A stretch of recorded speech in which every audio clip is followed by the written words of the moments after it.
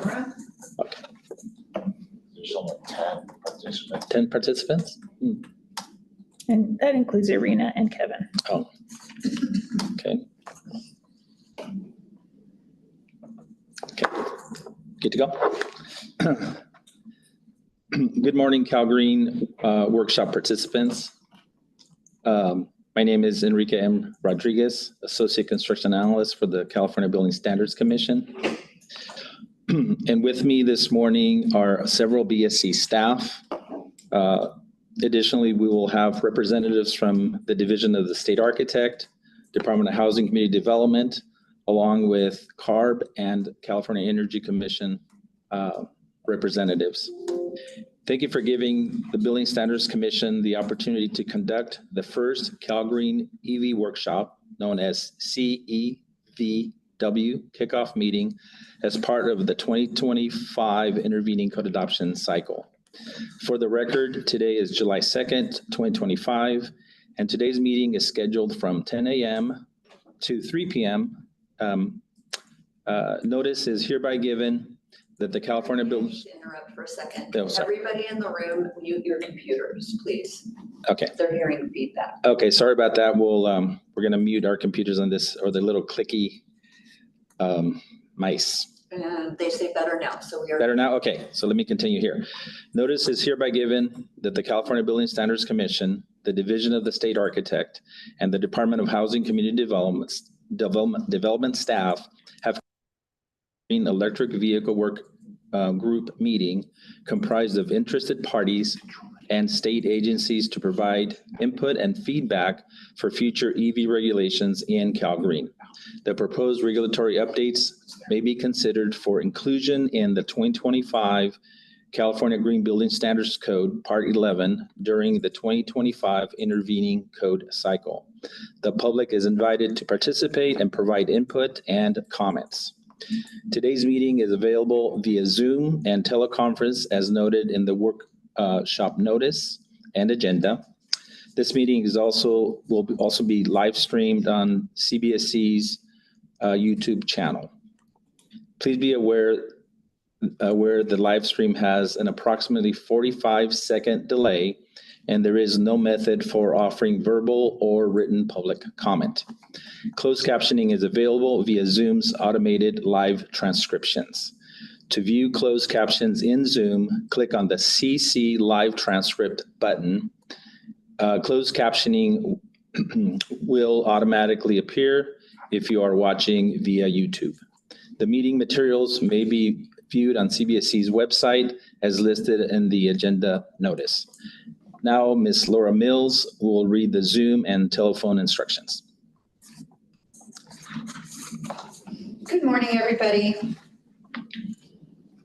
To avoid feedback or other technical issues, please join the meeting through one device only.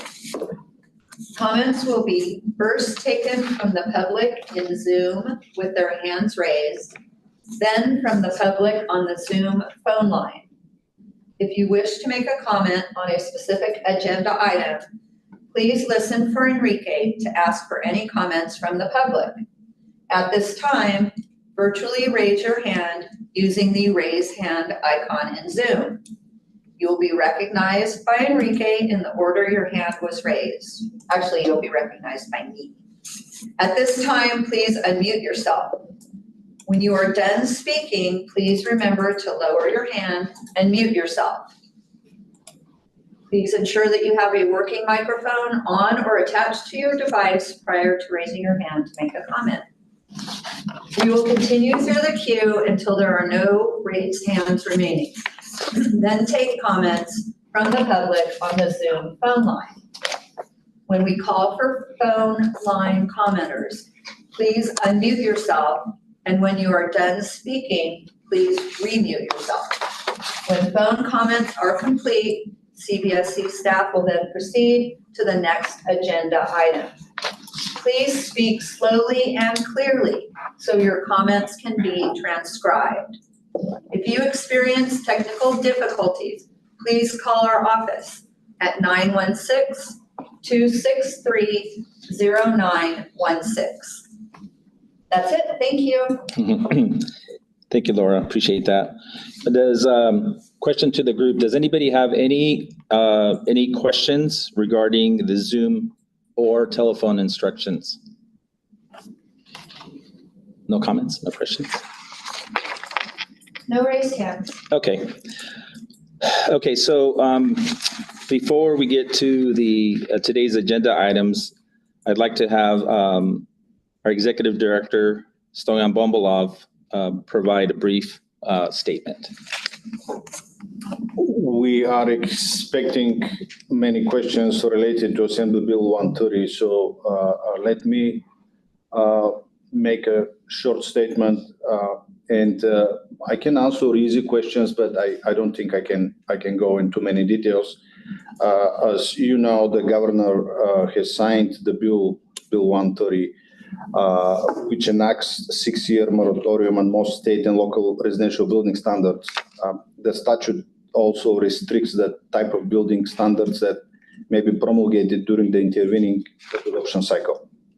The Building Standards Commission is currently reviewing the enacted statute to determine its impact on our programs, policies, laws, and will provide guidance soon, likely in an information bulletin. In the meantime, we will continue to hold pre-cycle workshops as planned, knowing that future workshops will likely only feature proposals that meet the criteria of the new statute. Just for the folks that may not be aware of that, the bill was signed a couple of days ago. And again, we didn't write the bill, so it's too early for us to make any interpretations or provide the guidance, but we are working on information bulletin that will be shared.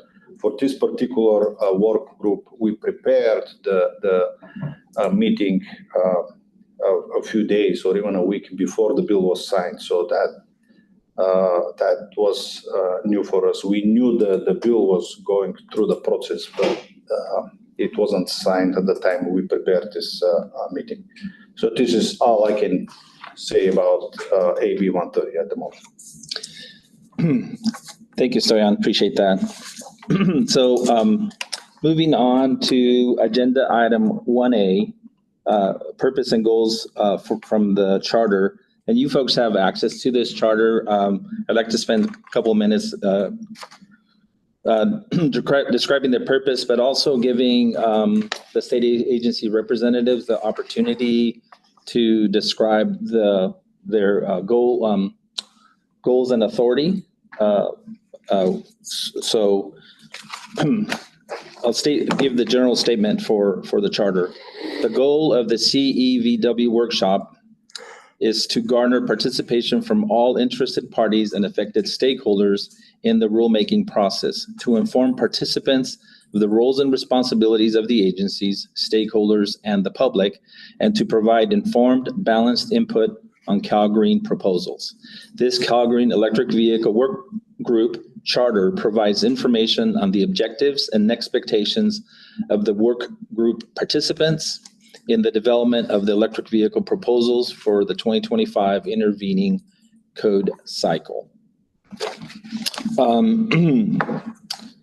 Let's see here. I'm going to start off with, well, first of all, are there any new participants from the work group that this is their first time attending this meeting that would like to be added? So we have this charter, and within the charter, we add folks, interested parties that want to be added to the charter. So we have a laundry list of participants. And so if you're new here today and you would like to be added, this is your opportunity to say that, and we will make sure to add you to the list. So this charter gets updated every time we have, basically a kickoff meeting. So Ms. Lord, is there anybody that raised their hand or? Yes. Dana Adams. Okay. And go ahead and unmute. Yes, Dana Adams from the U.S. Green Building Council. Okay, Green Building Council. Okay. Okay, thank you, Dana. We'll add you to the list. Kurt Stoll. Yes, good morning. I am Kurt Stoley. I'm the acting district architect for San Diego Unified School District. Okay. Thank you, Kurt. Thank you. Appreciate it. Thank you. Gary Gluck. Hi, good morning, everybody. I'm Gary Gluck. I'm with Siemens Corporation. Okay. Thank you, Gary. Sid Hawkins. Good morning, Sid Hawkins. I'm the Director of Special Projects for Facilities Planning and Construction at San Diego Unified School District. Okay. So, Unified School. Thank you. Appreciate that. Justin Wilson. Justin Wilson, I'll be a representative from ChargePoint during this code cycle. Thank you, Justin.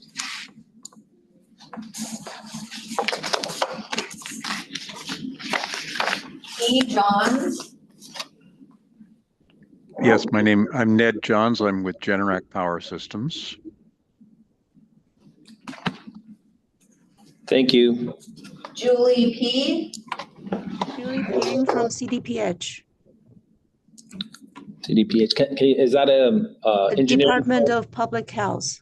Oh, okay. Thank you for clarifying that. Appreciate it. Thank you. Okay, CDPH. Got it. Okay. No other hands raised. Okay. Great. So I'm going to move on. So we're still on item 1A. I'm going to read BSC's roles and authority, and then state representatives who whoever wants to state their agency's role and authority, I'll be queuing them in. So there's a whole list here, but I'm going to go just through a couple. BSC has authority, responsibility, a statutory responsibility and authority for proposing green building standards in CALGreen, where no other state agency has authority for occupancies within its authority.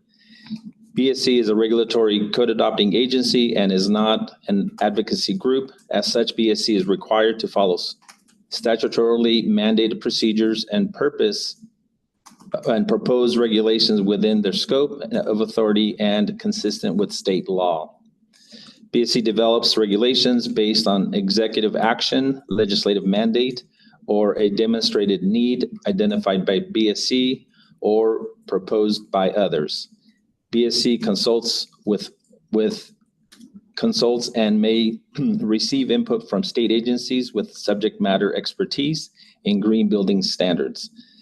BSC is required by law, building standards law and the Administrative Procedures Act to evaluate the impact cost of proposed building standards on and including but not limited to business, jobs, private persons, benefits to health, safety and welfare, cost of compliance, estimated benefits, mandate on housing, local agencies, and school districts. There's a couple more, but I'm going to stop there. Is there anybody else? I know DSA would like to state their role and authority.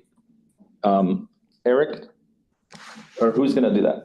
Eric? Yeah. I'll go ahead. Okay, no problem. Okay. I guess I'll start with a quick introduction. My name is Eric Dreber. I'm principal architect at DSA headquarters, and I oversee. Am I coming through okay? Yeah.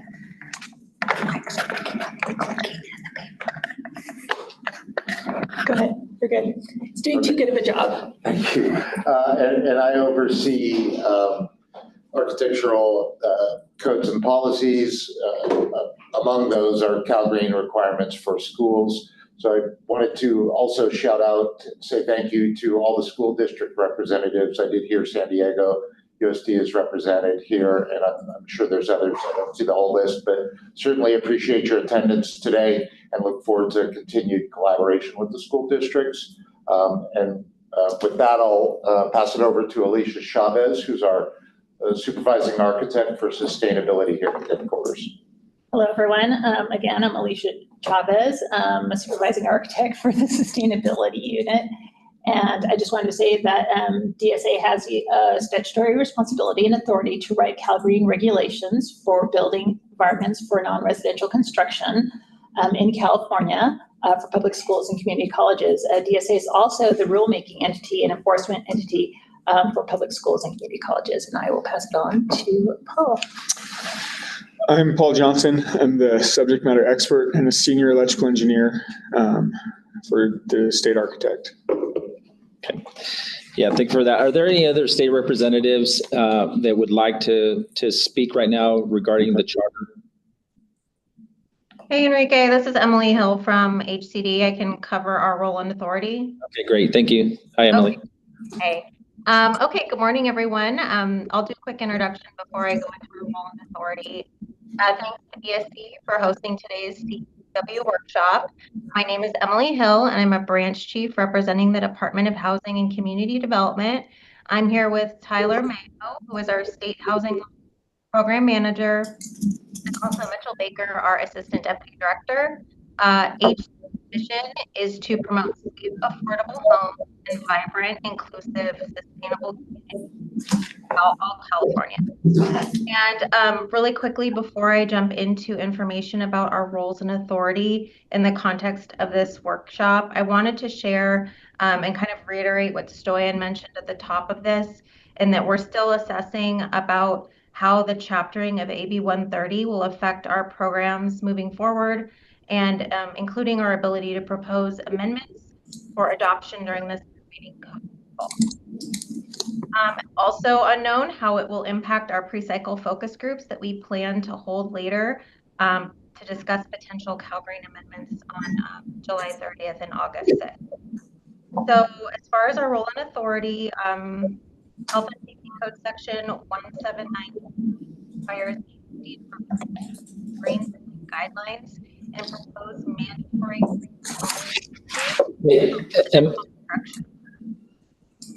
Hey, Emily. A little bit of sound problem. Yeah, you're breaking up a little bit. Are you using your laptop microphone? Yes. Okay. Do you have a headset? No. Okay. I'm in my office. It might be. Just hold really still.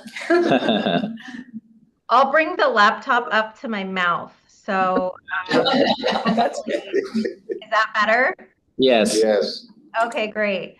All right. So our authority is in 17928, which requires us to review relevant green building guidelines and propose mandatory green building features for residential structures determined to be cost effective and feasible to promote greener construction.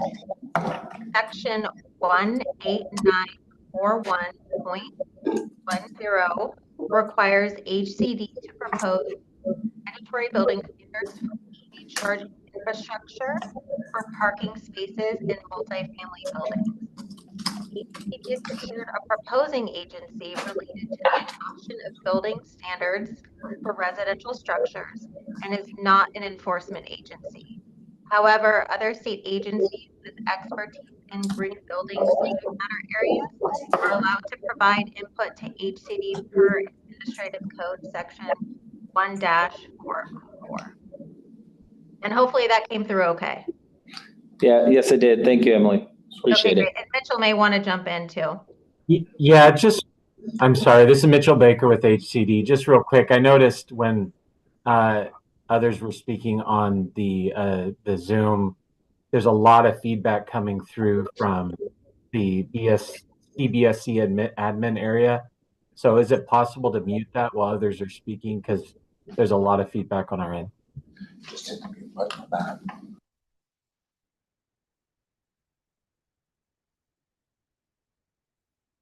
That's better.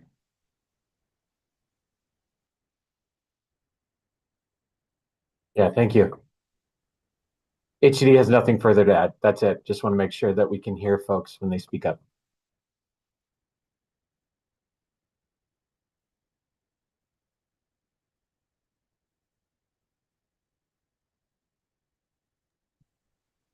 Now we can't hear you at all. Yeah, you guys are muted. Enrique?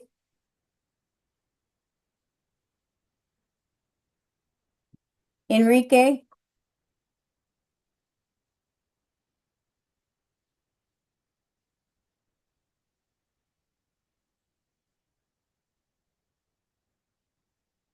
You're muted. We can't hear you in the DSA.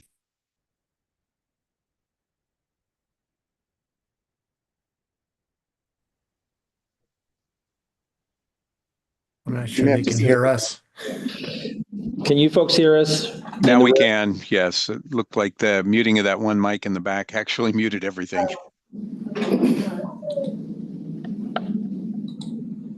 Looks like they can Getting now. feedback Yep. though. Okay, you can hear us. Okay, great. Okay, I was saying, are there any representatives from CARB and or the Energy Commission that would like to state the role and authority?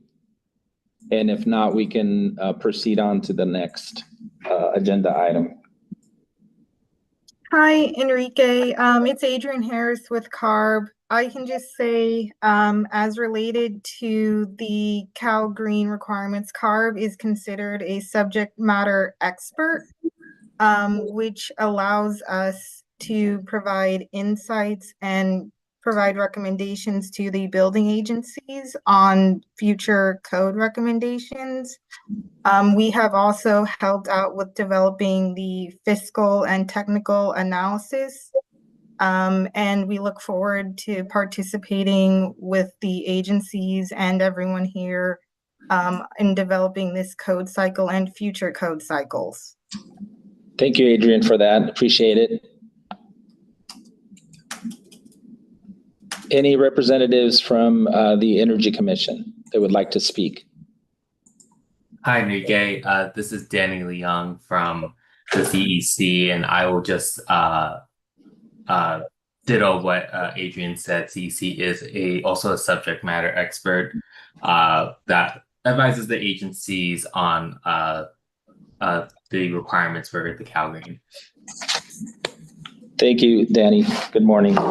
Okay, I'm going to move on to actually we've already done some introductions, so I'm going to go around the room, recognize everybody in the room, and anybody that has not already introduced themselves. And then if we have any new participants to the work group, maybe give a quick brief introduction, but I'll start with myself, Enrique Rodriguez, Building Standards Commission. Paul Johnson, DSA. Okay. Alicia Chavez, DSA. Okay. Pavel Weidner. Oh, sorry. Go ahead. Pavel Weidner, Building Standards Commission. Stoyan Bumilov, Building Standards Commission. Eric Drever, Division of the State Architect. And then in the background here, we have Laura Mills, Building Standards Commission. Carol Hagler for Building Standards Commission. Okay, great. Now maybe for those state representatives that have not spoken yet, just a brief introduction, and then we can move on to public participants that are new to this work group. Thank you.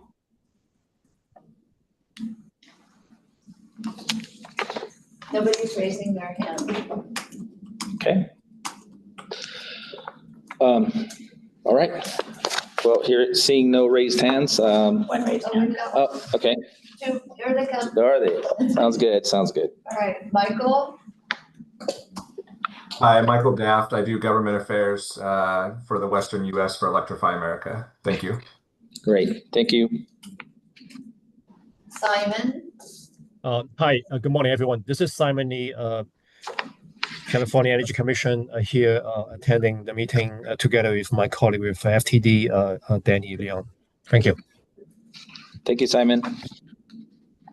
And Josh. And just a reminder to everybody, because it was on Zoom, if you don't turn on your camera, your picture does not appear on the YouTube stream. Thank you. This is Josh Cohen with Switch. Switch is an electric vehicle charging solutions provider that focuses on managed charging in multifamily and commercial real estate. Thank you. No other hands raised.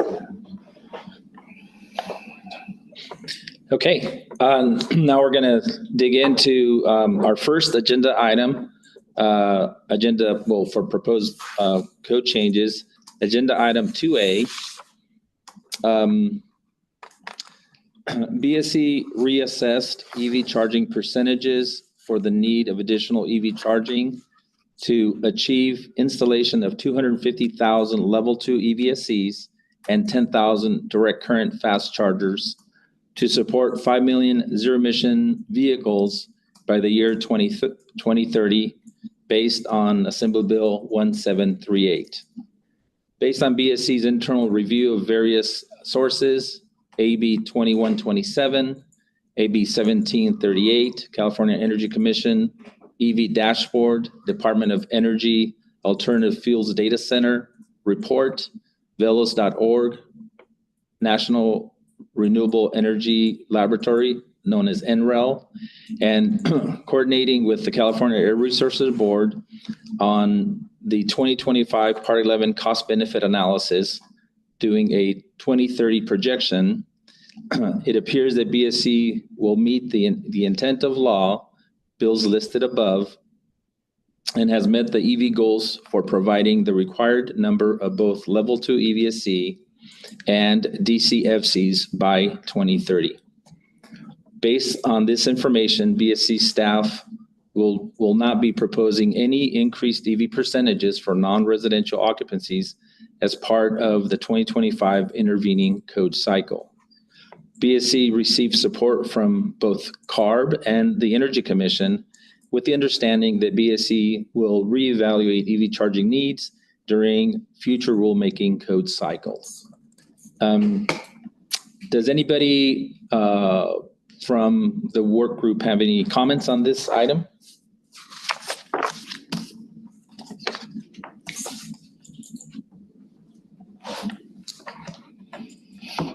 No hands raised. Okay, great. So I'm going to move on to agenda item 2B.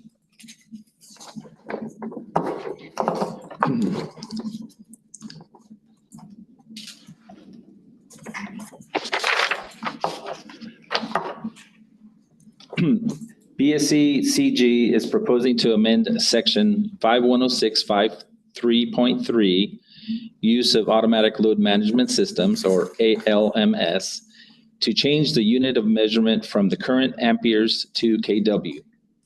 As codified, each EVSE controlled by an ALMS shall deliver a minimum of 30 amperes to an EV when charging one vehicle and shall deliver a minimum of 3.3 kW while simultaneously charging multiple EVs.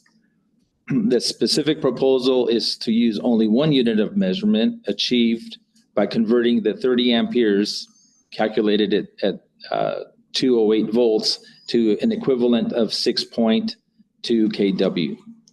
So in essence, the proposal is to just use one unit of measurement.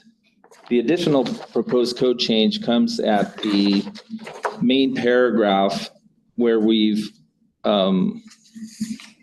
simplified the main paragraph, the charging language, to basically clarify that we have two compliance methods, using the EV capable method and then using independently using the power location method. So those are basically the code proposals. We do have the Energy Commission approached us with a proposal that I'd like to get feedback from the group today. And the proposal from the Energy Commission was to reduce the KW, minimum KW, changing it from 3.2 to a 3.1 kW while simultaneously charging multiple EVs. And then,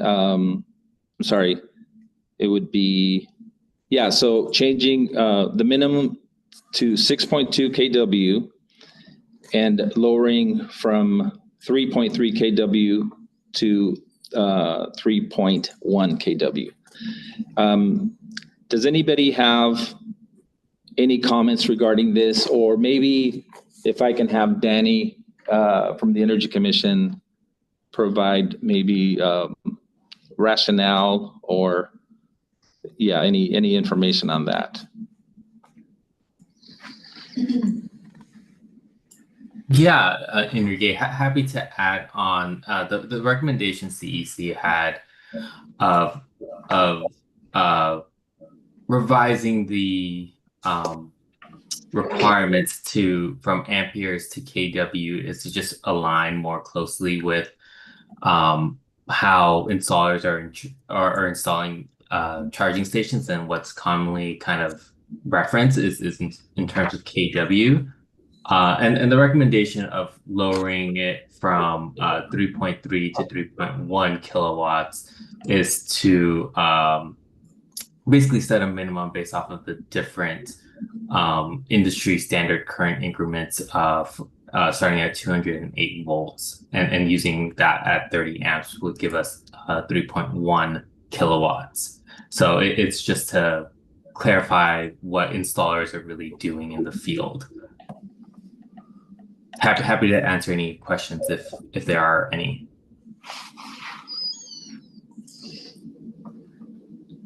Enrique, I have a question. Yes, okay, yes. So, yeah, Stoyan Bombolov has a question or a comment. Yes, go ahead, Stoyan. I have a question.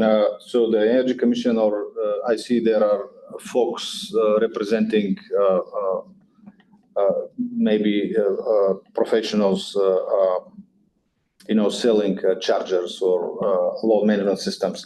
So the question is, many years ago, I was with HCD and we set the minimum to 3.3 kilowatts because that at the time, that was the most common onboard charger, 3.3 kilowatts.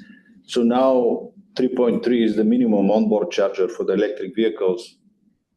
We're going to 3.1 kilowatts with that proposal. So the question is, what's the benefit? What's the benefit for the users? I know a little bit about this, but I'm not an expert, so I would appreciate if the experts can clarify that. We are trying to find the benefit for the EV users, so I'll be interested to hear any additional explanation.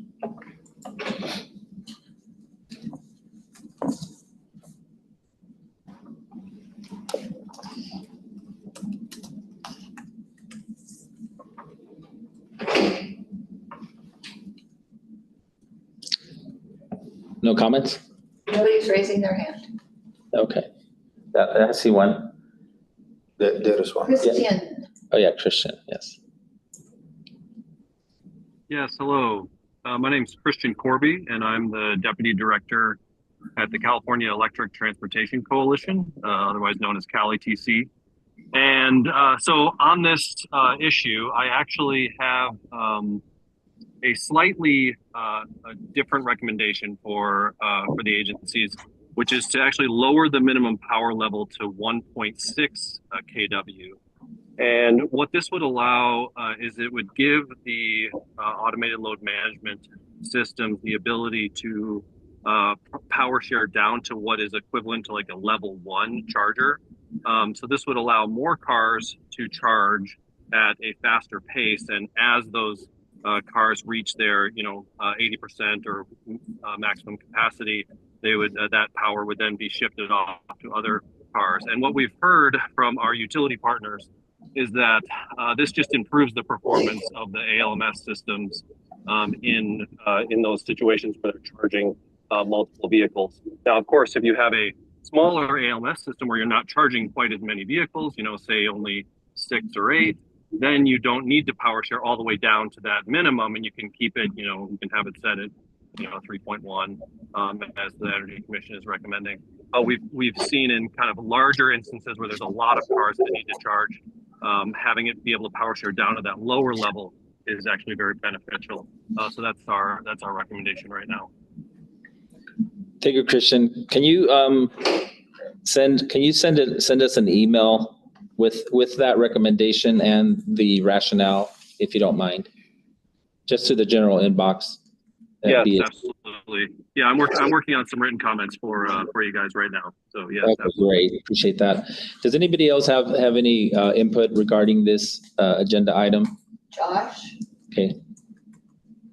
Thank you. And I'm also happy to follow up with some written comments. But I wanted to offer a different way of thinking about this minimum standard, which is performance-based in terms of the amount of energy delivered over a period of time. And it kind of piggybacks on some of the prior comments that the amount of power, the minimum amount of power one expects can be different if you're looking at a 2-charger installation versus a 20 or 40 charger installation, really, as you scale up. And so there are some other jurisdictions that say if automated load management is included, the overall system needs to be able to deliver a minimum of X kilowatt hours over a 8-hour period or over a 12-hour period. And that really enables the industry to come up with cost-effective solutions that may involve higher powered circuits or higher powered circuit boards overall, but can really have a lot more flexibility in terms of how they allocate that power over time. And so, like I said, I'll be happy to follow up with some written comments as well as to provide some other examples of codes that take that approach. Okay, great. Thank you so much. Justin? Oh, hand went down. Oh, I'm sorry. I was on mute. Can I still speak? Of course. Thank you. Justin Wilson on behalf of ChargePoint. We would be concerned with lowering the kW threshold in many applications, especially for public EV charging. If we lower it below 3.1 or 3.3 kW, we would really be looking at the single digits of miles per hour that would be added to vehicles. And we think that consumers maybe not being aware of not being aware that they could be receiving such little charging could end up at charging stations that don't meet their needs. So for a level 2 charging experience in a public setting, we firmly believe that at minimum 3.1 or 3.3 kW is necessary to meet the driver expectations. We have to, set a minimum number or a minimum amount that customers can expect to be able to travel throughout even moderately sized cities. I think the proposal just mentioned from Mr. Cohen is interesting.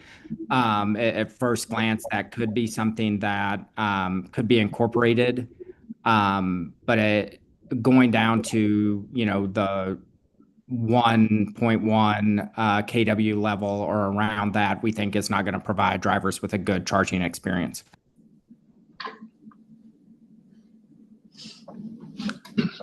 Thank you. Sid Hawkins. So I was just going to comment that or first let me ask the question as to the intent of dropping it from 3.3 to 3.1. Was that to align with being exactly half of the 6.2 that was required for the overall circuit size? Yes, it was. I think I heard a yes. Yeah, this is Danny from the CEC. I think the intent was to be half of the 6.2. So if you're looking at 208 volts with 30 amps as the capacity delivered, then you get 6.2, and then with ALMS, you can split that in half. Split it in half. You can have essentially two chargers charging with a, starting at 30 amps. Yeah. So speaking from our specific use scenario, putting in chargers at school districts, it feels to me, and I'm not an electrical engineer, but it feels to me that that would be the appropriate balance, because that allows us to utilize a 40 amp circuit to provide the 30 amps out at the site, and it allows us to split it in half. But I agree with the comment about that there should be a minimum expectation of how many miles per hour of charge we're going to get, because speaking as an EV driver, if I pull up and if I'm only getting a little bit better than 1 kilowatt per hour, and I'm parked at a school for all day long, and I'm expecting that charge to get me home, that may not be quite enough. Thanks. Thank you. Christian? Yeah, I just wanted to ask a follow-up question. For this proposal, is this for ALMS systems that would be used in public settings or in residential settings? Because if we're talking about public charging, I understand the concerns of some of the stakeholders that have been raised about knowing what level of charge you're getting.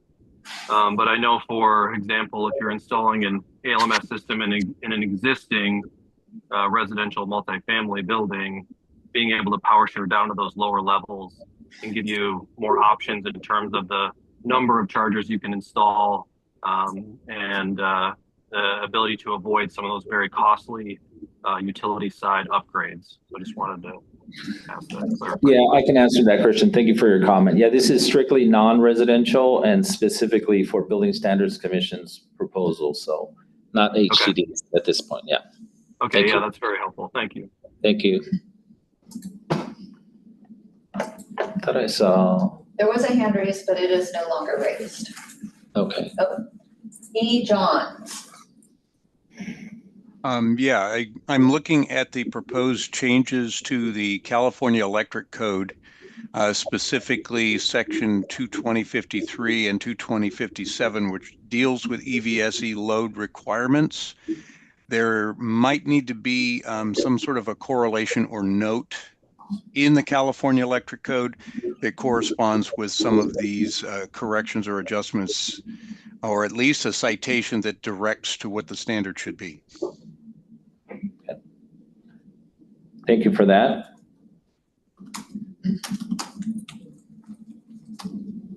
There are no other hands raised. Okay. All right. Seeing no raised hands, I am moving on to our agenda item 2C.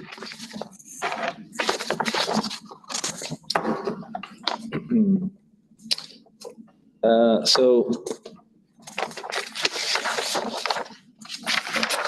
the Building Standards Commission is proposing to amend section 5.106.5.4 triggers. This is for additions and alterations to parking facilities or buildings.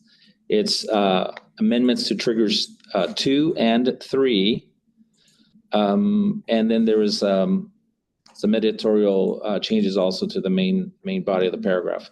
So looking at trigger number 2, let's see.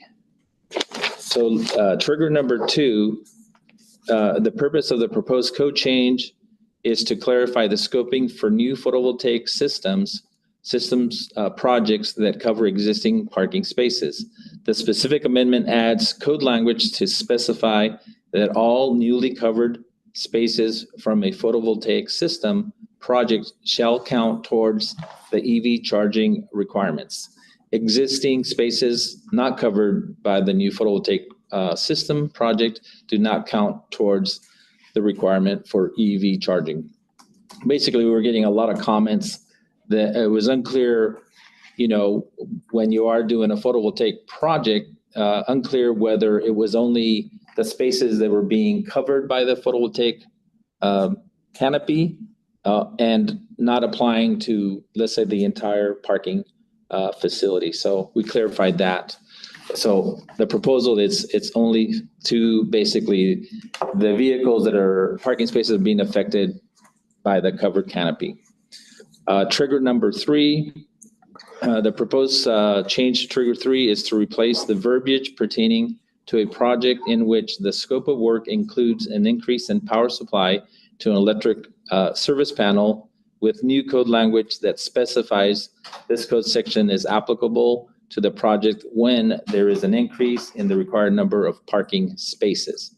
Additionally, same as with trigger 2, new code language is added specifically that all newly covered parking spaces from a qualifying addition or alteration count toward the EV charging requirements. Existing parking spaces do not count toward the EV requirement for EV charging. Once again, we're clarifying here that there was instances where there might be, let's say there was, you're doing a solar power installation on top of a building, and because you're increasing the power to the panel, it was misinterpreted that that would be affecting EV installations out at the parking facility, and that was not the intent of CALGreen. We ended up receiving 45-day public comments from the Peninsula Clean Energy, and basically kind of stating this sort of unintended consequence where you might be keeping needed photovoltaic upgrades because of this potential misinterpretation of the code. Let's see. Other than that, I believe that those are the proposed code changes. We did receive comments once again on the interpretation of, what is affected, when you're, we just also wanted to clarify it was affecting the newly added parking spaces. So not existing parking spaces as part of that project. Okay. Are there any questions or comments regarding this DSC proposal?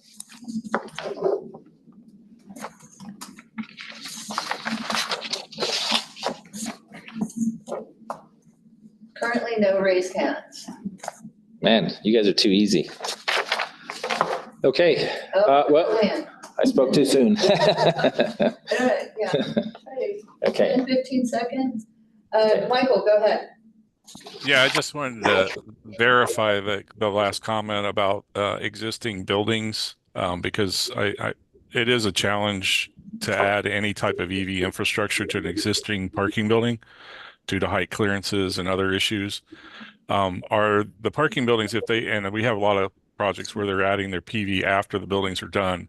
So like they're coming back now wanting to put that on, but then we were concerned about this situation. Is your new code amendment going to cover the existing parking buildings and exempt those from the requirement of putting additional EV in? Because that infrastructure is a big challenge. Please clarify when you say existing, is it a parking structure? Or yeah, so it's an existing building, an existing parking structure. Oh, okay. No, I mean, this proposal does not. So this proposal is meant to, let's say you're doing an additional alteration that will increase the number of required parking spaces based on, let's say you're adding over 1,000 square feet or a change of use, and now you're requiring additional parking spaces. Then those parking spaces, the requirement would apply to those parking spaces because they're new. It's kind of considered like new construction. So I don't know specifically the concern with your. Can you give me like a scenario where you might see this would be difficult? Yeah, I think it's okay if you're modifying the language, because the way it's written currently, it's pretty clear that if you do a PV installation, you would have to retrofit the entire building. That's the way it's written currently. So that's a concern. It sounds like you guys are addressing that. Yeah. I just want to make sure it's very clear in the new language that it's only for added or new spaces. That is correct. Not altered spaces. Make sure that language isn't in there, because people modify and restripe all the time. Yeah, no, those, I believe we have exceptions for those. There's several exceptions in the code. Right.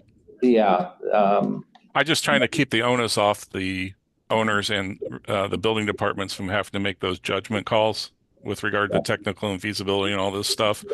That's a real challenge. And it's a variable that it's hard to discern before you go into plan check or anything like that. Yeah. So as many variables as we can remove would be helpful. Yes. Yeah, thank you for that comment. Yeah, this is intended to only apply to newly added parking spaces. But we already know that if you're doing a photovoltaic project, it's any space that's covered by that photo array. But does that, once again, like on the rooftop of a parking building, right? If you cover the spaces, are you going to make us add infrastructure into an existing structure? Well, that's so the way that it's written, if you are, let's say you are at the top of a 5th-story parking structure and it's open and you decide to cover the entire floor with photovoltaics, as written, you would have to provide EV charging for those covered spaces. Right, and that's what I'm getting at. That could involve a new electrical room, conduit routing through post-tension concrete decks. And if we have to add the electrical service room, the floors may not be designed to hold that kind of weight. So these are all negatives to doing that in an existing structure. Versus this existing parking facility. Like a surface lot or something like that. Yeah. Okay. Good comment. We'll look into that and see if there's anything we can do on that code language. Appreciate your comment.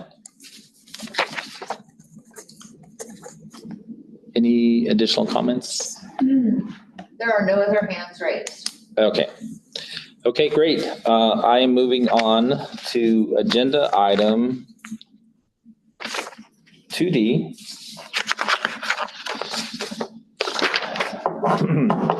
BSC is proposing to amend section A5.106.4, adding new voluntary code language for mobility device charging. This language is proposed in response to comments received during the 2024 code adoption cycle 45-day public comment period. BSC received public comments from the California Bike Coalition, which represents over 60,000 members and various individuals and organizations stating the need for e-bike charging for long-term bicycle parking.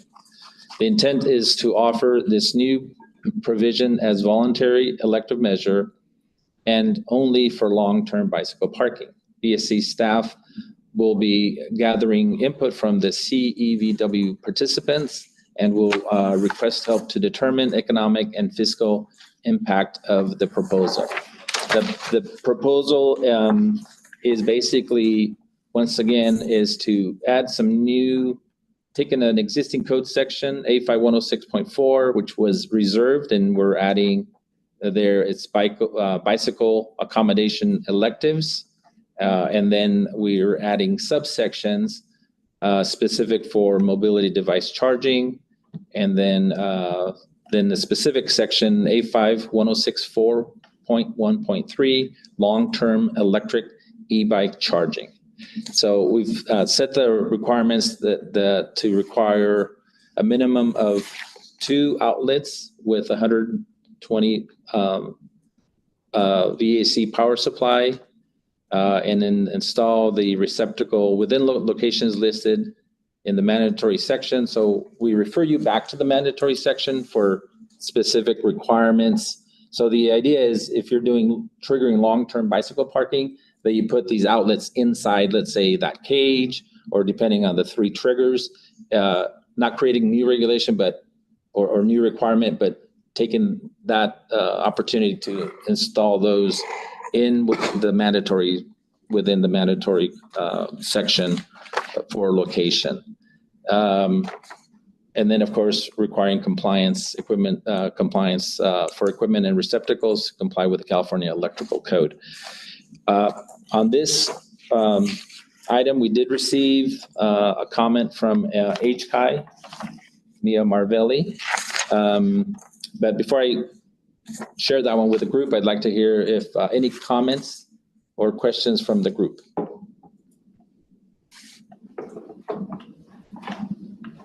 Go ahead, Sid. Just a question regarding the applicability. Once again, completely self-serving, but on a school where we're building bicycle parking, let's say out in the parking lot for the kids to park their bikes when they ride in from the community. Would that, for instance, trigger this requirement? No, it's a good question. So yeah, I can answer that. But yeah, this is a BSC proposal only and not public schools, community colleges, but Paul or Alicia can respond to that. Chosen not. We've chosen not to adopt this for schools and community colleges at this time. Yeah, this is just a BSC proposal for non-residential, not within another agency's authority. So this would be private and commercial buildings. Yeah. Any other questions? There are no other hands raised. Okay. All right. So the comment that we received from Ms. Mia Marvelli, some of it was, let's see, recommended to use consistent language. So we're using right now mobility device, and then we're using e-bikes. So Mia's comment was just use consistent language. We may have to define what a mobility device is. There are definitions out there, but we want to make sure that those coincide with what we're trying to do here. But the reason for using a mobility kind of device is we're leaving it open to other opportunities down the road, you know, scooters and other devices. So I think that's part of the rationale why we use that. But we will go back and look to make sure we're consistent with the terminology that we're using. The other suggested comment was to rephrase the last paragraph where it says installed electric equipment or receptacle shall be in compliance with California Electrical Code. Mia suggested that it would say electrical equipment or receptacle shall be installed in compliance with the California Electrical Code. Did a little wordsmithing there, but we certainly appreciate the comments, and we will certainly look at this as we move forward. Any comments beyond what we already heard? We certainly appreciate, you know, the work groups, participants' involvement in code development and in our process. And if there are no further questions, I'd like to tee off to DSA for their proposals. And with that, I'll open it up for DSA representatives to present their code changes. Hello, I'm Paul Johnson, again with a senior electrical engineer with the Division of the State Architect. And this is agenda item E. So DSA is proposing to amend this section to clarify our impracticability exception to this code. And we would like to clarify that by using a cost analysis on the installation of some chargers. In our code, we don't have the exact number yet. We're currently going through cost estimating to see where we should put that number at, that percentage at. But if someone were to hit that percentage, then we would allow them to install fewer than the number of required chargers. Are there any comments on agenda item E?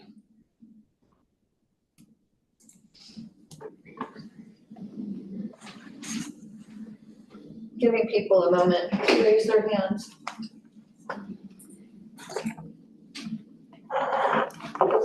Not seeing any hands raised. Okay. Agenda item F. So DSA is seeking to repeal, or propose to repeal section 516.5.6.1 for the EV capable spaces, as well as the following section for the installation of EVS E in those spaces. And we're proposing to adopt only, or to use only the power method as it's currently codified as the sole means of installing chargers on school and community college campuses. Are there any comments on the repealing of that section, agenda item F and G?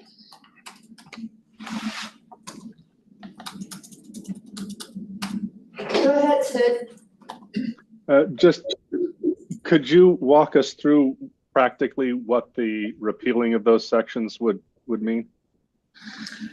Yeah, so currently DSA has two methods to comply with installing electric vehicle chargers on campuses. The first method involves installing EV capable spaces and then based on the number based on the percentage of parking spaces on your facility, and then further installing a percentage of those EV capable spaces with chargers. The second method is solely based on power. It takes the number of spaces and then uses the kilowatts, I believe.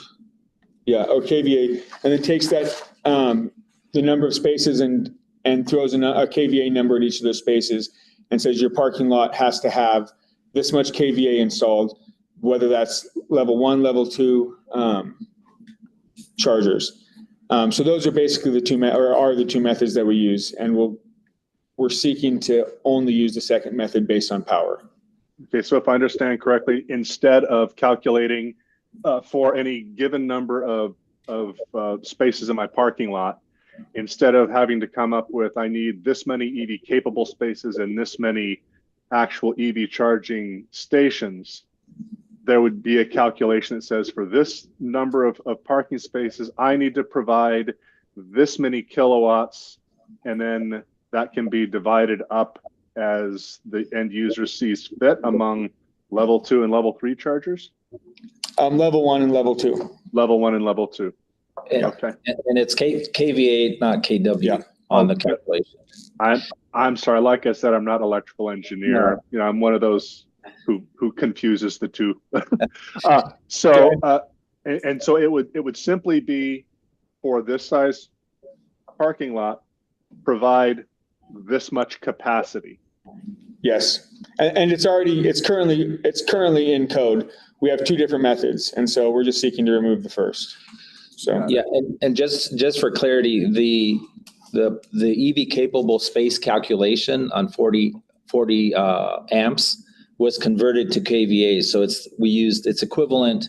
So it's the same power going to the site, whether you're using the EV capable and or the power allocation method, what we call power allocation method. So yeah, there was a calculation to convert it. So it's 6.6 kVA is what we ended up using at 208, right? 208 volt.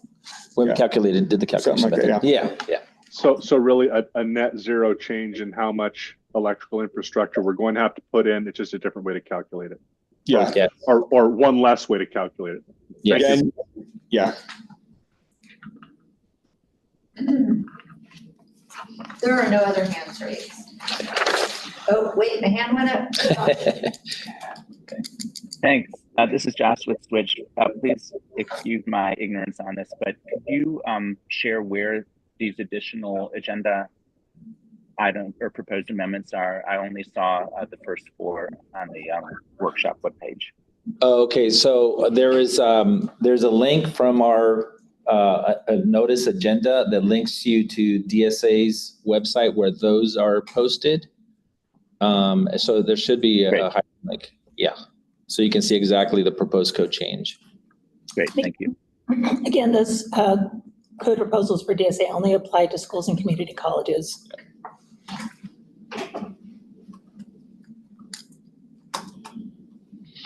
Okay.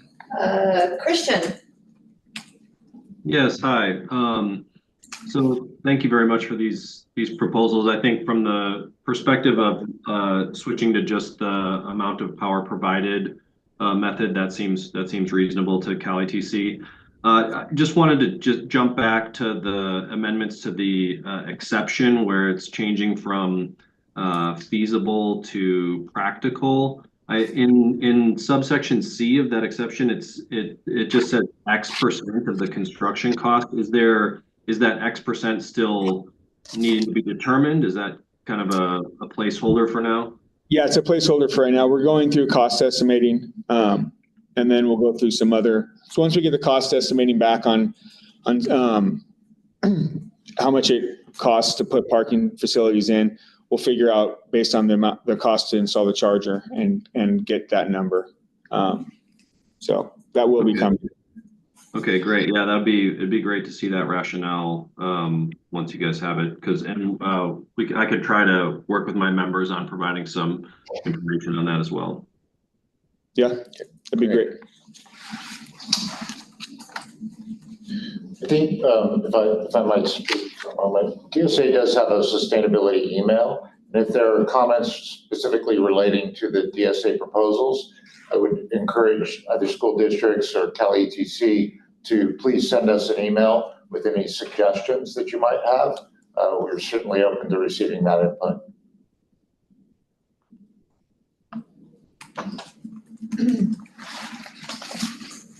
There are no other hands raised.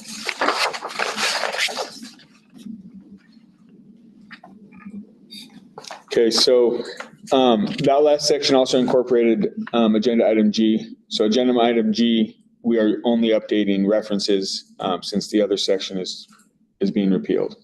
So moving on to agenda item H.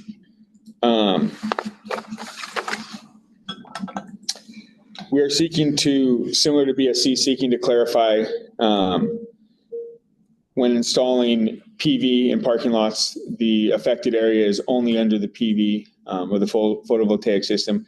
It does not include the entire parking lot if their area is not being covered.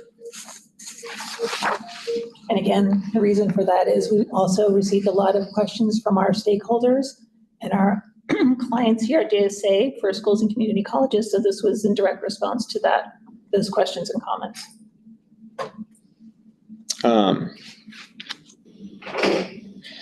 So are there any comments on agenda item H?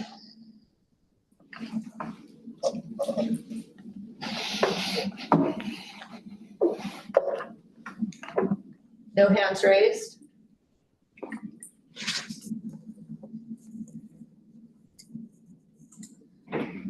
Okay, agenda item I.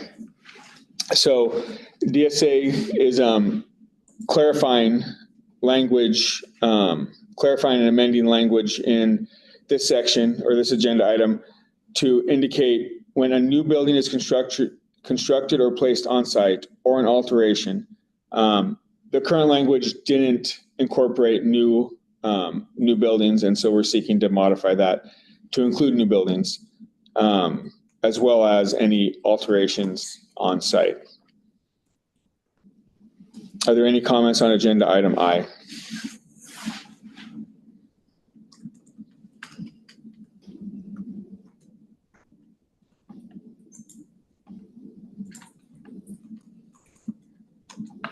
No hands raised. Thank you. Okay, thank you, Paul. Appreciate that. Now we're moving on to HCD, so they can provide an overview of their proposed code changes during the 2025 intervening code cycle. HCD, take it away. Thanks, Enrique. Can everyone hear me? Okay. Yes. Okay, perfect. Tyler Mayo here representing the Department of Housing and Community Development. I'm here with Mitchell Baker and Emily Hill. For this workshop, HCD wanted to provide an overview on a general concept for possible discussion amongst the group. Just a heads up to those in attendance, HCD is planning on hosting a focus group meeting later this month to discuss specific language and would like to narrow this dialogue down. During that focus group meeting, we'll have language to share. However, as Emily mentioned earlier, AB 130 will bring some changes that are currently being assessed by leadership. So I'd recommend that everyone sign up for our notifications to stay in the loop about upcoming activities. As it relates to the electric vehicle charging access, during the 24 triennial code adoption cycle, HCD focused primarily on providing clarity for the code user when applying EV charging building standards. This involves separating occupancy type requirements and clarifying application when certain types of parking spaces are provided, including assigned, unassigned, and common use parking. So for the 25 intervening, specifically in response to stakeholder feedback, HCD is reviewing the current lack of required EV charging access in detached parking facilities serving townhouse developments. The proposal that we're currently drafting aligns with the state's climate goals by increasing EV charging access and availability for those using detached unassigned parking facilities serving townhouses. The proposal will provide similar requirements as contained in the residential section 4.106.4.2.2 subsection 2 for multifamily parking facilities with unassigned parking. And we are open to any dialogue today regarding charging access to detached parking facilities serving townhouse developments. And that completes our update. I can stop there and open the floor to discuss this topic.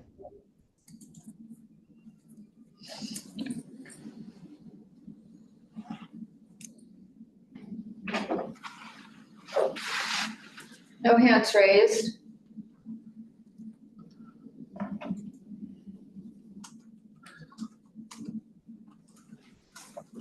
No hands raised. Tyler, I do have a question. So when does HCD, I know you had mentioned in the past that you'll be doing a focus group meeting. Can you share that with the group where you'll actually be sharing the proposed, HCD's proposed code changes? Yeah. Yeah, I can start, and then Mitchell, I'd imagine you can jump in. We have tentatively scheduled for July 30th. Okay. That would be, we'll show the townhouse item and a few editorial cleanup items. And then August 6th, we have a second focus group to vet more stakeholder feedback and potential petition language.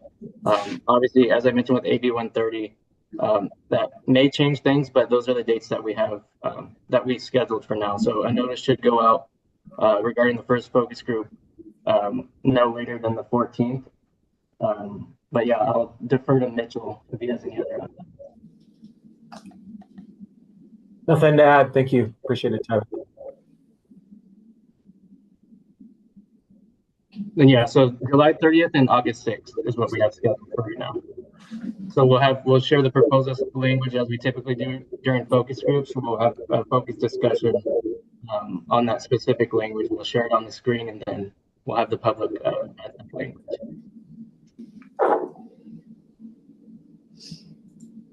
Any comments, questions on that? Further questions? No hands raised. Okay. Oh, we do have one. Then it pops up. Zoom user. Good morning. Can you hear me? Yes. This is Dwight McCurdy. I'm with the National Charging Access Coalition, also for the Sacramento Electric Vehicle Association here in Sacramento. Just one quick comment that those two focus group dates are very close to one another. And for anybody who may be out of town or not available over like a 7-day time frame, we might miss both of those particular dates. So I was just, which happens to be my case.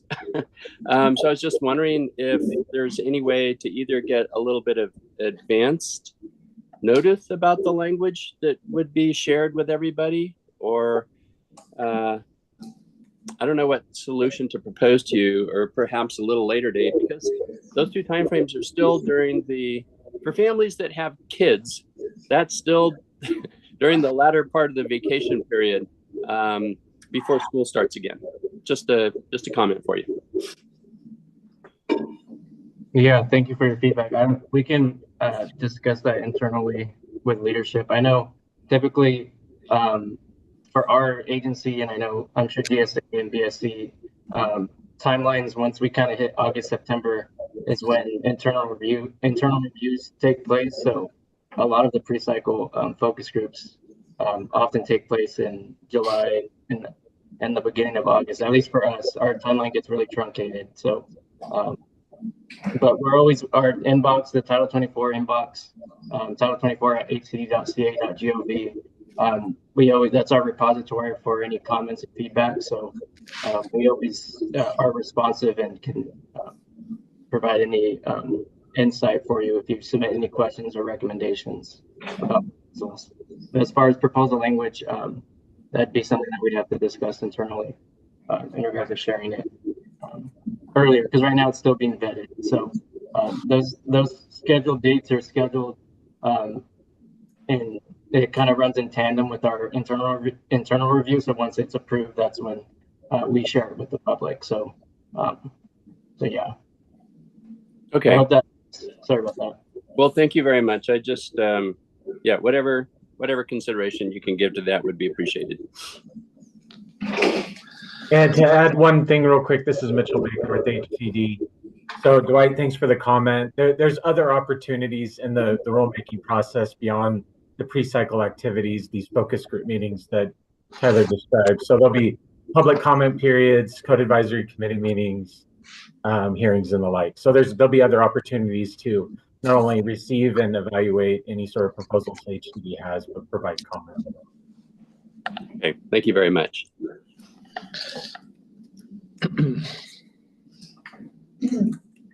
There are no other hands raised.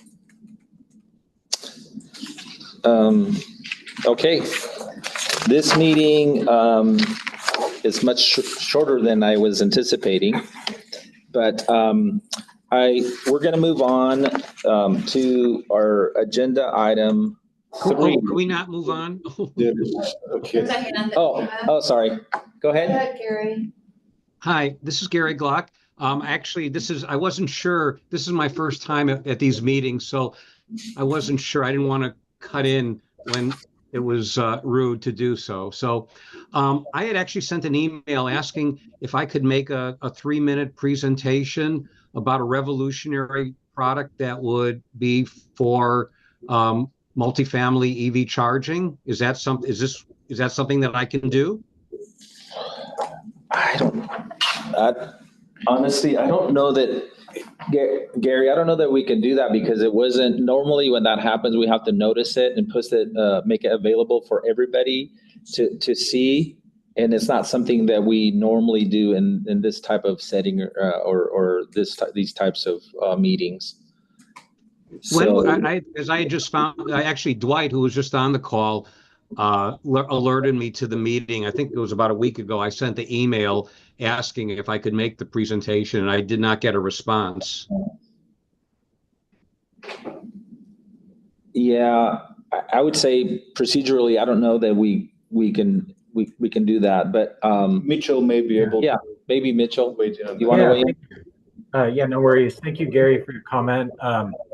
I know Tyler mentioned earlier, we have an email inbox. You're welcome to send. I heard multifamily, so it looks like your recommendation or concept is just related to residential. You're welcome to send that to HCD at title24@hcd.ca.gov, and we'll consider that here at HCD. What is it? What is that email address again? Title TITLE 2424@hcd.ca.gov. Okay. All right, thank you.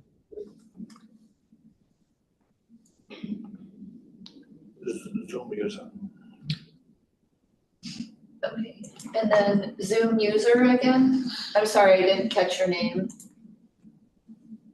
This is Dwight McCurdy again. Yeah, Dwight. So in regard to Mr. Gluck's request to make a presentation, would he be welcome to do so at the July 30 or August 6th focus groups?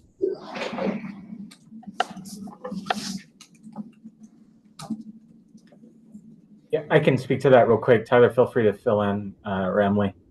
So we currently have a pretty packed schedule to go over some key areas that HCD is interested in discussing. And as Tyler mentioned, we have a very robust internal process. And so things like this coming in the next few weeks, we've already started routing internally. So we're kind of past the point of no return to add any additional items on. But again, I can't stress this enough. Feel free to send those to HCD. We'll consider them just the same at title24.hcd.ca.gov. Thank you. Then I might have another question. You'll be encouraging people to provide comments at both of those focus group gatherings, and he would be welcome to provide any explanation or comments about the technology that Siemens has developed as part of the regular comment period, right? Certainly, if during a 45-day comment period, that's not the scope of this meeting. I don't want to go down too much of that rabbit hole, but at the point when we're at a public comment period, a formal public comment period, certainly if it's relevant to the proposals HCD has in front, any sort of suggestions or feedback we'll receive, we'll take into consideration. Mitchell, I was thinking more in terms of the July 30 and August 6th focus groups. I mean, any of the stakeholders are welcome to provide comments at those two meetings, right? There'll be an opportunity for public comment during those meetings, yes. Right, okay.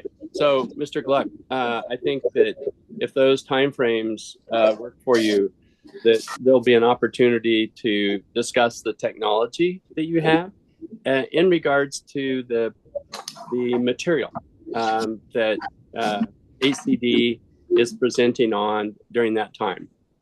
And normally it's like a 3-minute time frame. So, you know, I'm sure you'd be welcome to provide comments during that time. Yeah, and I'll just add the caveat that's been said here a few times today that based on some pending or some chaptered legislation, AB 130, that may change the scope of our focus group meetings. So just wanted to make sure that that's well known here in this group, that there may be some changes to our focus group meetings coming in this intervening cycle. Right.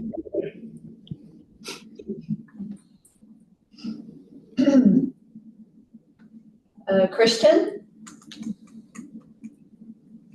Hi, yes, I just wanted to raise something. I wasn't able to get my hand up earlier for agenda item 2A on the reassessment of EV charging percentages. And I wanted to comment that I am very happy to hear that the agency found that we are on pace to meet our 2030 charging goals.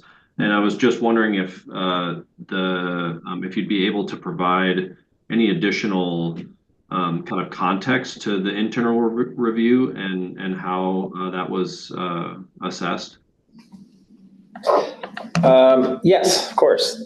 So BSC technical staff, we did an analysis and we looked at, let me get back there. So as stated in the agenda item, we did extensive review of the various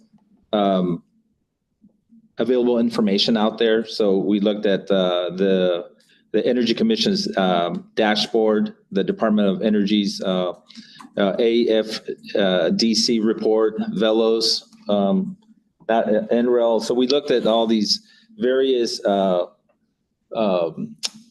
information gathering, and what we determined that based on the information that's out there that's being reported, we are on track to actually far exceed what the law said. So we're feeling pretty confident that we'll definitely meet or exceed the 2030 levels. But we did a whole report on this internally to provide to executive staff our position on this. So yeah, so anyway, I don't know if you have any additional questions, but if you look at the Energy Commission's website, they're tracking all of the installed chargers, not only the level 1, level 2, but also the specific locations where those are listed. So it's a live dashboard, and you can see where we're at right now. Yeah, I just want, I'd love to say that's fantastic news. It's great to hear that the agencies are doing a thorough review of our targets, and I think that is, in fact, it's pretty powerful information to know that California is on track to meet those goals. So I guess, you know, to the extent you can make that report public or even just a summary of the report, it would be great to see what your assessment revealed in terms of how far we'll exceed our goals.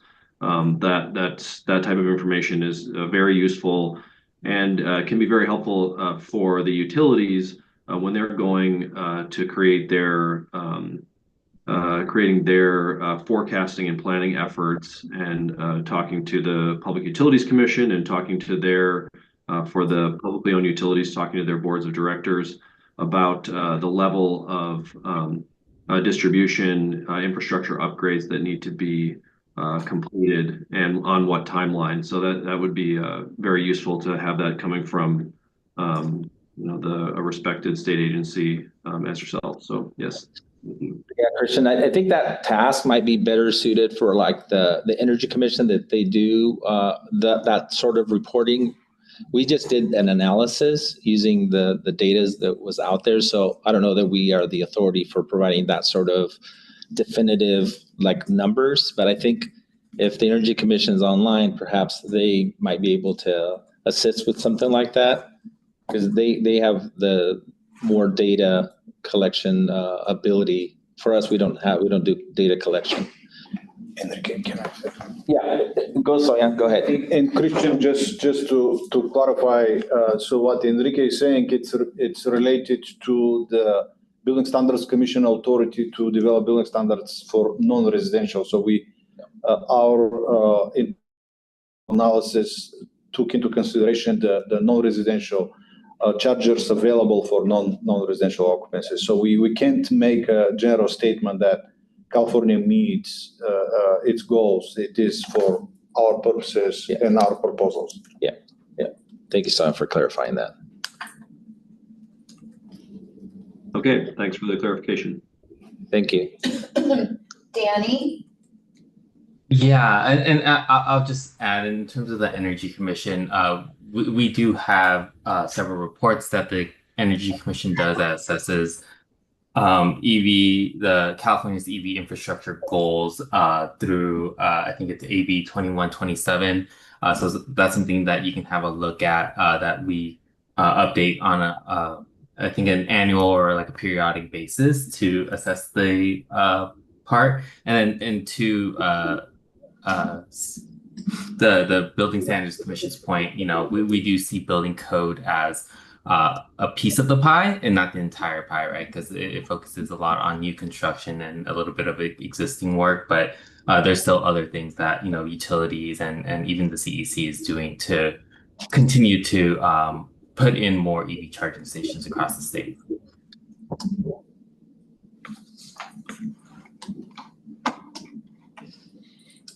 Michael? Yeah, I just had a general comment back to item 2C regarding the PV triggering a requirement for EV charging installations. I would strongly encourage the group to reconsider that logic, as it seems very counterproductive to the state's overall green requirements. Most people don't want to double the cost of their project, and I think it's a deterrent to PV installations to tie it to an EV charging requirement. Just a general comment, something to think about, but it does not seem productive in the overall green electricity goals that the state seems to have. Yeah, thank you for that comment. And just for clarification, that requirement was codified during the it's part of the 25 CALGreen code. So it's this is just clarifying the code's intent to clarify that it's only basically the spaces being affected by that photovoltaic canopy. So it's already in the code, but certainly we appreciate your comment. Thank you.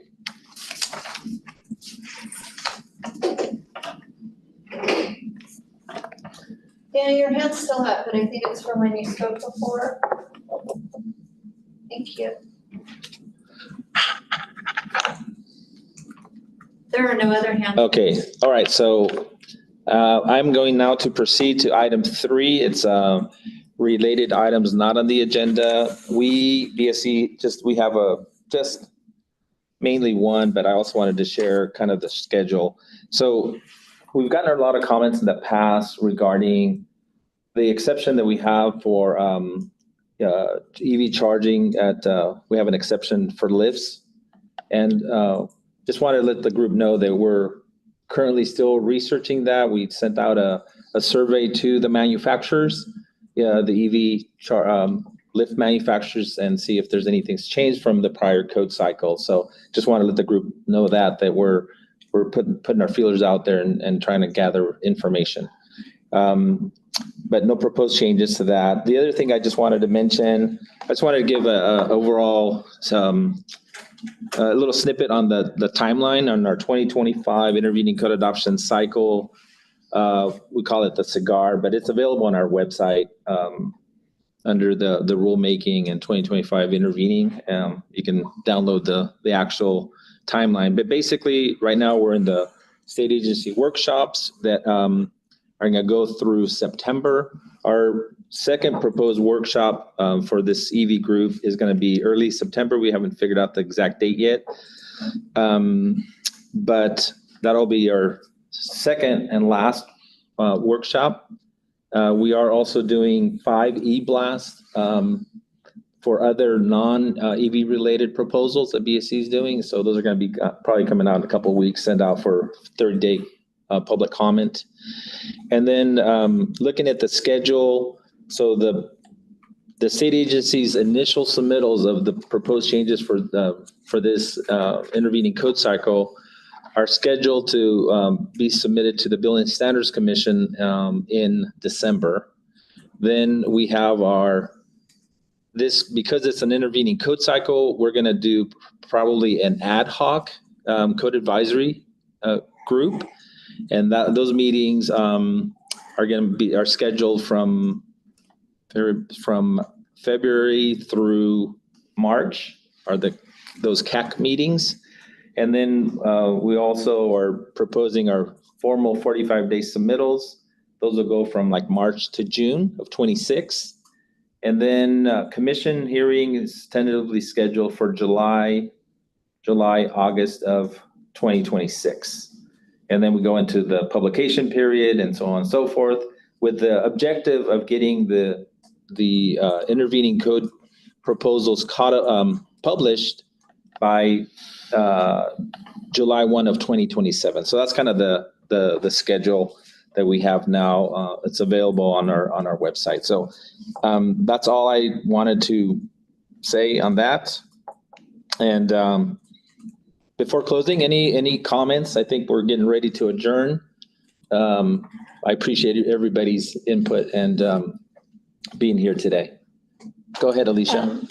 I would like to just say one more time, if anyone has comments on DSA's proposals that are related to schools and community colleges, that I would like to invite you to submit any written comments to DSA Sustainability at dgs.ca.gov. Thank you, Alicia, for that. We do have one raised hand, and then we have a comment from the room. You want to take the? Grant, go ahead. Yeah. Hi, yeah, I'm Grant Alpert from 2050 Partners. We do code advisory for PG&E, and we wanted to propose a couple of definitions for clarification in the intervening code cycle, and I just wanted to know if I can present those now, or if you prefer the petition process. We have a petition ready to go, but I wanted to preview them possibly for the work group members. Are they related to BSC or yeah? I guess what are they EV related? I guess is what I'm trying to say. Yeah. There's two. There's one. There's no DC fast charger minimum capacity requirement in the code. There's just a name for that, and so we wanted to propose a number of 40 kilowatts, and then we also wanted to propose a new type of EVSE that's popular in Europe as an option for EVSE installation called the socket outlet EVSE. I'm going to send a petition Okay, yeah, I'd say petition might be better, or what do you think? You just send us the proposals Yeah, with the rationale, and I was gonna talk about this a little later, but again, don't forget AB 130. So again, we're still considering putting together an information bulletin, but keep in mind that most likely our proposals and our approach will change based on the fact that this bill generally speaking, doesn't require state agencies to submit or propose amendments that change the regulatory effect. So again, we're still working at this guidance and information bulletin, but some of these proposals, we may need to leave them for the triennial code adoption cycle. Yep, totally understand. I think the DC fast charger definition should be a pretty simple clarifying change, but the other one might be a little more complicated and left for triennial. Thank you.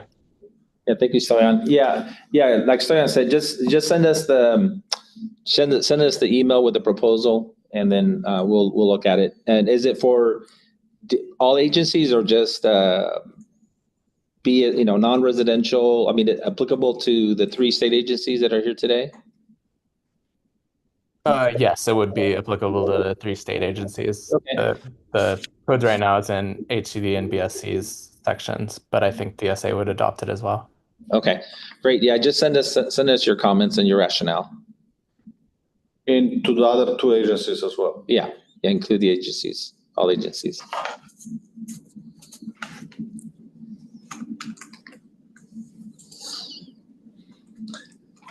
Okay. No other hands. No other hands. Okay. Well, if no further comments, I'd say it's time to adjourn this meeting. I appreciate everybody being here physically in this room and virtually out there. Thank you for your valuable input as always. I think the code is better when it's done by a group and of experts and representatives and technical folks. So thank you very much on behalf of BSC, DSA, and HCD. We thank you, and we hope you have a great day. Thank you. Thank you. Yep. Thank you. Thanks a lot.